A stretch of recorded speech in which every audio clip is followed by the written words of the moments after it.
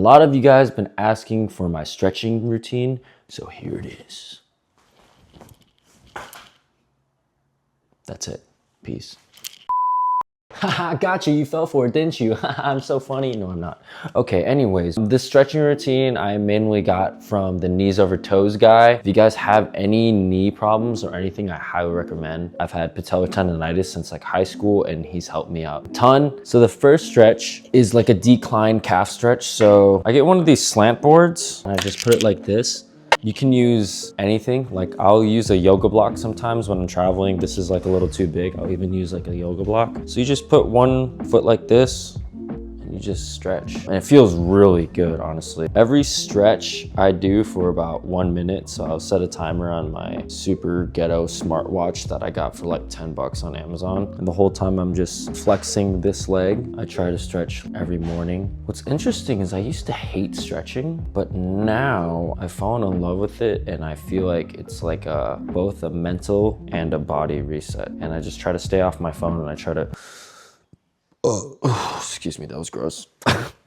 1 minute done. And sometimes I don't have a wall in front of me, but I'll like hold on to the wall so I can kind of keep my balance and stretch deeper. Next stretch is a hamstring stretch. Again, you can use this with the yoga block too. I'll put one leg here just like that and straighten this leg, curl over and round my back and just curl over and reach as far as I can. This one is probably like my favorite one just because my lower back tends to get really tight and so do my hamstrings, and this kind of releases everything. Start at your own pace. Don't expect that you can reach as far as I am right now because I've done this every day for like over 4 years. Some people can only get to here, you know, and that's completely fine. Just work your way to it. The interesting thing with stretching is I think it's like anything else in life where you can't get so result oriented with it and just enjoy the process of it. I'm sick of hearing stuff like that too, but the moment I started just doing it because I enjoyed how I felt afterwards and during it is when I started doing it super consistently. Just like anything in life, you know, consistency is key. Don't compare yourself to how flexible I am right now or how other people are. Make it a routine, enjoy it, and do it every day. And once you start, you know, stretching really often, it's hard not to. Like you feel such a big difference in your body. Eventually, it just gets easier and easier like anything else. But usually, I think it's best to stretch when you're warmed up after you finish a workout because that's when your muscles have the most blood flow and are most flexible. So you can really push it then, and it's a lot easier then.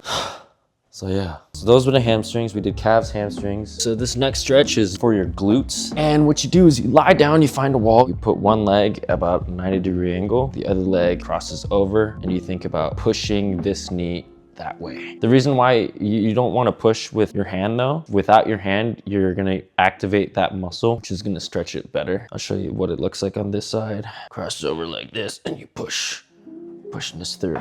But that is the first version of this stretch. Once this feels too easy, I'll show you the next version, how I do it. So the other way of doing this is I'll find couch or anything and I'll put my stretching leg at a 90-degree angle and I just lean into it. I'm using gravity like downwards.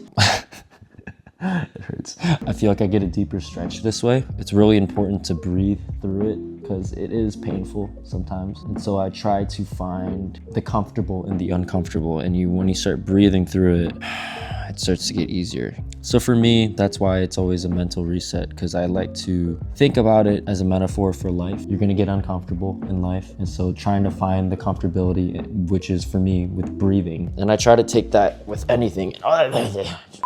With everything in my life, whenever I feel uncomfortable, use breathing as a default. Sometimes when I look at the timer periodically, because I'm like, oh, I want it to end, I want it to end, I want it to end, feels like it's going longer. But then if I just stay present with it and breathe through it, next thing I know, the timer's up. So that's where stretching helps me stay present. Here it is.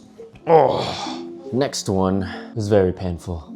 We're doing the splits. This one's pretty self-explanatory. You just make your legs into a V and push them as far as you can. I try to flex my legs the whole time so it activates and just reach as far as possible.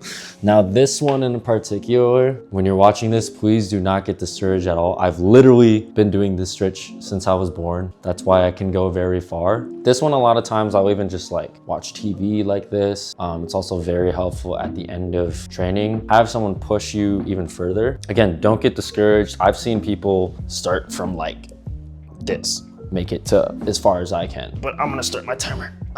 And boom. You know what's funny is also, I remember during quarantine, I used to edit a lot of tricking videos, and I would always like edit like this on my phone. I feel like it's a super martial artist, taekwondo athlete thing where people just like hang out in the splits, which is kind of like discouraging to see people do that. But the more and more comfortable you get, the more you can do that. And it's actually very helpful if you just start to like do things while you're in the splits. I'm in a lot of pain right now, so I'm gonna breathe through this.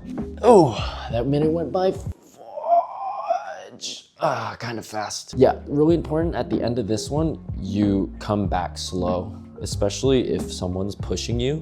Make sure that you tell them to like release you slowly, because it is very painful coming out of it. And sometimes if someone's pushing you and they just let go, it's like, oh my gosh. Okay, last one. Remember how I said the last one was probably the most painful one? This one is actually probably the most painful. So this one is called the couch stretch, and it's for your quads. I'll show you the version that I can do, and then I'll show you like how I worked my way up to this. This one in particular, I definitely couldn't do when I first tried it. And I thought I was really flexible too. So you put your stretching leg to the wall, your knee to it, put your other leg here. And now a lot of people might even feel it right here. And so the goal is you just keep going and hopefully get your back to the wall. When I first started, and I'm, you know, very flexible, I could get to like here, but yeah, I worked my way through it. Also, what I like to do here is flex my glute here, and it activates even more, and you'll feel like it stretches your psoas here, which is really important because your psoas is understretched and overworked a lot of times, especially when we're sitting down a lot. It kind of clogs up. It can relieve a lot of lower back pain.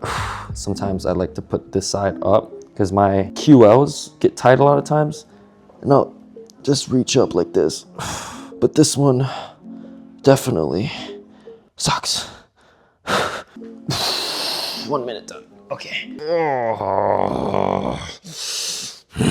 Other side.